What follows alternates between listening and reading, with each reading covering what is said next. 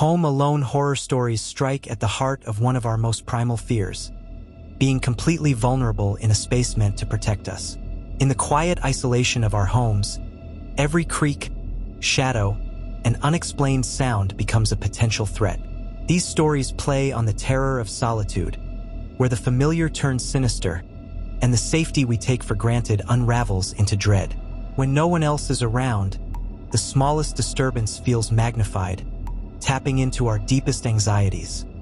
What if we're not really alone? Being home alone heightens common fears that lurk in the back of our minds, especially vulnerability and the fear of the unknown. The sense of security we feel in our own homes can quickly dissolve when we're alone, as isolation amplifies the smallest sounds and movements.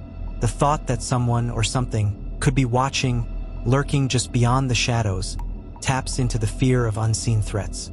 There's also the fear of being defenseless. Without anyone else around, every locked door feels fragile, every window a point of entry. These fears of vulnerability are compounded by the fear of the unknown. Is that creak the house settling? Or is there someone outside? Did you hear footsteps? Or is it just your imagination? The line between reality and paranoia blurs, and the very walls that should offer protection become a silent prison. Alone, we confront the terrifying idea that we're not as safe as we think, and the unknown can strike at any moment.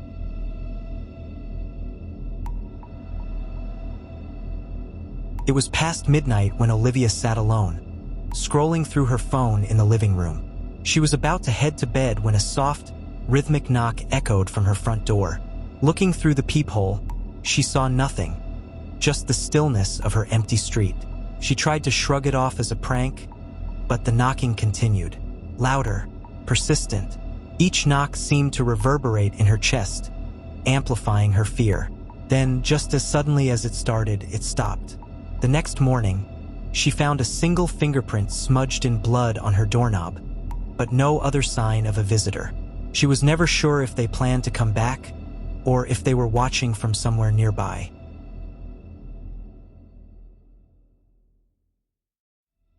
A college student, Jake, had stayed behind during winter break while his roommates went home.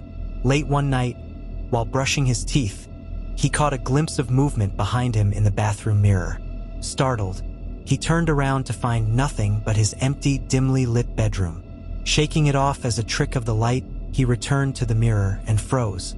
The reflection behind him was still there, a shadowy figure standing in the corner, closer than before. Heart pounding, he spun around again. The room was empty, but as he looked back into the mirror, the figure seemed to lean forward, almost whispering in his ear. Jake never stayed in the apartment alone after that night.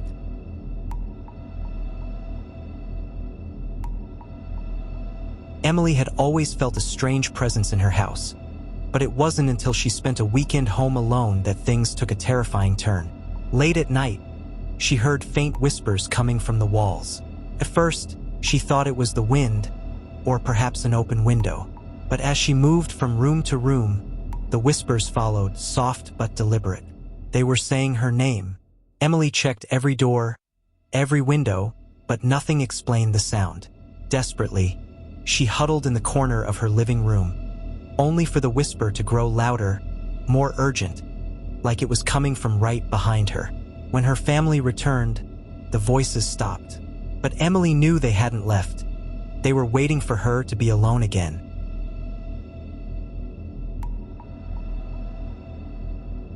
Sarah hated being home alone at night, but tonight was unavoidable. She curled up in her bed, trying to lose herself in a book when she heard the soft creak of a door opening. Her heart jumped. She lived alone, so she instinctively glanced toward her bedroom closet, which was slightly ajar, though she swore she had closed it earlier. Telling herself it was just her imagination, she pulled the covers over her head, forcing herself to relax. But then, she heard it. A soft shuffling sound, like something was moving inside the closet. Too terrified to move, she stayed still, barely breathing. The next morning, when she summoned the courage to check, she found a small, muddy footprint on the closet floor. Something had been there, and it was watching her all night. The most intense moment from the reflection comes when Jake, alone in his apartment, catches sight of the shadowy figure in the bathroom mirror. His heart races as he turns around, expecting to see something behind him, but the room is empty. The air feels thick with tension, his pulse pounding in his ears, but nothing prepares him for what he sees next. When he looks back at the mirror, the figure hasn't disappeared. Instead, it's now closer, leaning in, almost touching his shoulder. The silent dread builds with every second, the room closing in around him. Jake's breath catches in his throat as the figure appears to whisper in his ear, though no sound is made. The realization hits. Whatever is in the mirror can see him, and it's not leaving. The crushing isolation, the terrifying presence just inches away, brings his worst fear to life. He's not alone. The stories tap into deep fears of isolation, the unknown, and vulnerability. Each tale heightens the terror of being alone in a supposedly safe space, where unseen threats, whether lurking figures, eerie voices, or unexplained movements, turn the familiar into something sinister, leaving viewers questioning their own safety. Have you ever had a creepy experience while being home alone? Share your story in the comments. I'd love to hear it, and if you're craving more chills, don't forget to check out my next video for another terrifying tale. Stay safe and stay scared.